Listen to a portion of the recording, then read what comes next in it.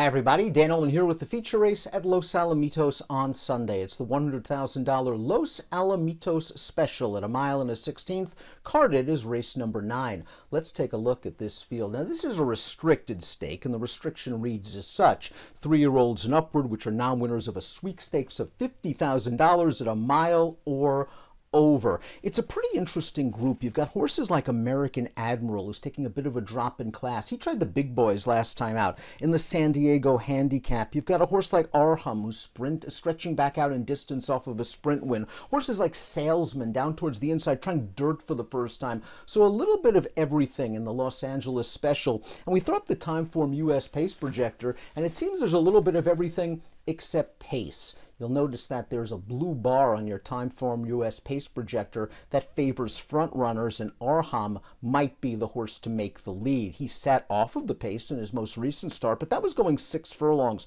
When he goes longer, he likes to be close to the pace. The distance is a bit of a question for Arham, but if he gets this sort of race shape, he might be strong in the stretch. We'll start things off with the number 1 Salesman, and he has been around for a long time, plying his trade mostly on the turf and synthetic overseas. He's raced twice in North America for trainer Richard Mandella, both races on the turf, both arguably against tougher competition.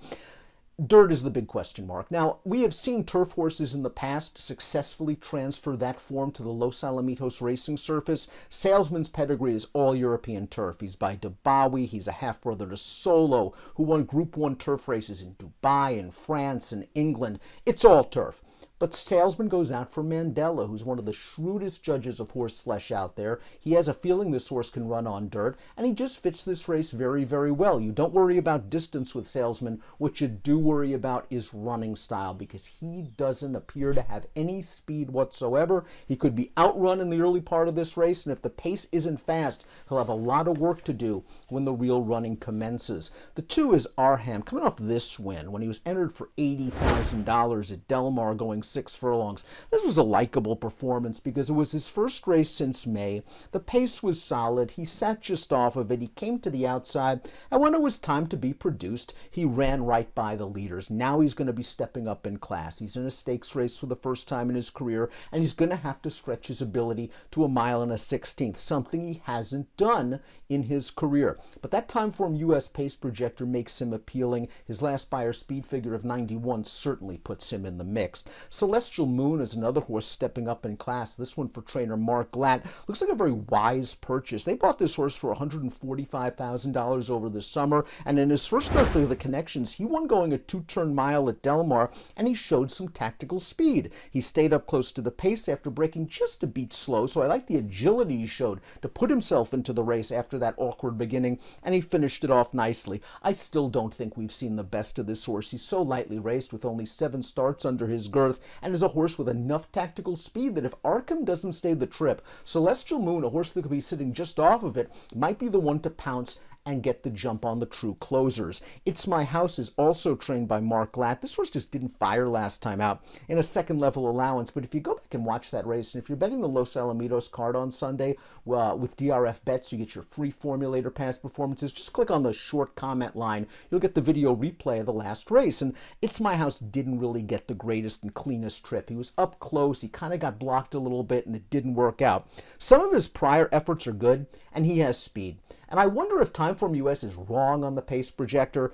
Then It's My House is the one that will prove them wrong, because he figures to be aggressive out of there, and if he takes the lead from Arham, all of a sudden this race shape changes a little bit. Perhaps it quickens things up for stalkers and closers. A stalker like American Admiral, a horse that sold for 7 figures as a yearling. It looked like he was never going to pan out at all, and finally 2 starts back, he put it all together in an allowance race. I really liked the way he won at Santa Anita that day. It wasn't the greatest field in the world, but he got a figure, a 98 Beyer. He showed tactical speed.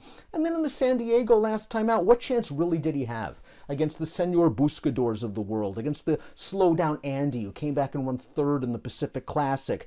All in all, he just didn't fire his best shot that day. I think he's a little bit better than that, and he has a chance to show it in this restricted stakes race. With his tactical speed, he should be cruising in the second flight or so when the field hits the turn. Handy Dandy is up next, and we talked about how turf horses seemingly like Los Alamitos.